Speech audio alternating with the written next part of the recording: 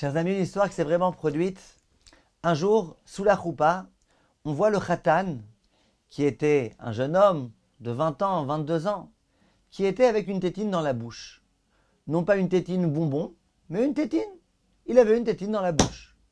Pourtant, c'était un khatan qui était très mûr, qui était très intelligent. C'était un bachour yeshiva, érudit en Torah.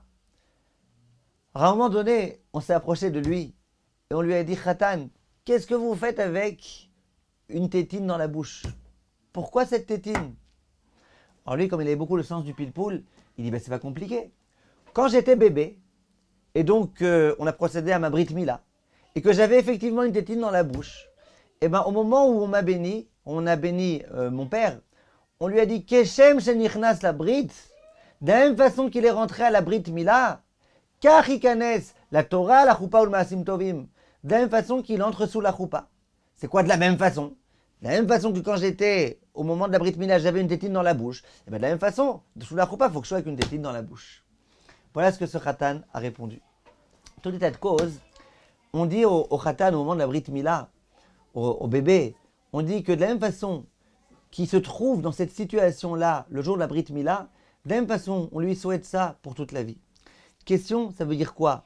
Quel rapport? Pourquoi? Quel rapport entre la brit mila et entre la Torah avec laquelle il va ensuite se marier et avec la choupa dans laquelle il va ensuite entrer? Il y a certains commentateurs qui ont voulu dire qu'il y a quelque chose de particulier avec la brit mila. C'est que la brit mila, on ne pourra jamais la retirer du corps de l'être humain. Lorsqu'il y a un bébé, on lui a fait la brit mila, sur son corps, il y aura toujours cette brit mila qui se trouvera. Tu peux faire ce que tu veux, tu lui mets une kippa, il peut la retirer. Tu peux lui acheter des tefilines, il peut ne pas s'en servir. Mais la brit mila, elle se trouvera toujours sur le corps du bébé. C'est la raison pour laquelle on lui dit, de la même façon que lorsque tu es rentré dans la brit mila, dans cette fameuse alliance, eh ben c'est une alliance qui est indéfectible, qui est pour toujours.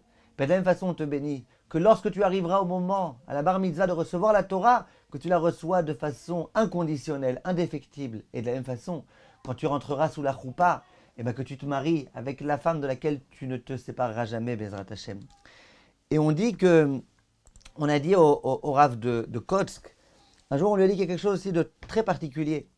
Le bébé, au moment où on fait la brit mila, bien que c'est lui le clou du spectacle, il ne commence pas à faire tout type de pause, il ne commence pas à s'enorgueillir, il ne commence pas à dire, bon allez, moi j'accomplis cette mitzvah pour que les gens me regardent, pour que les gens me voient.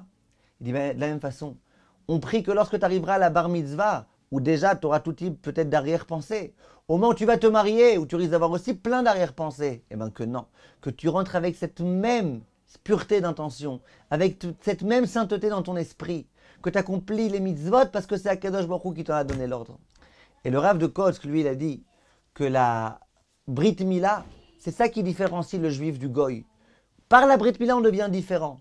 Il dit, ben, de la même façon que par la Brit Mila, on est différent, il faut aussi que notre Torah, elle nous démarque. Il faut aussi que notre façon de nous marier de juif avec juif, dans la sainteté, dans la Gdusha, que ça aussi, ça nous démarque complètement des goïms. Ken Yehi Ratzon Bezrat Hashem, merci de votre attention.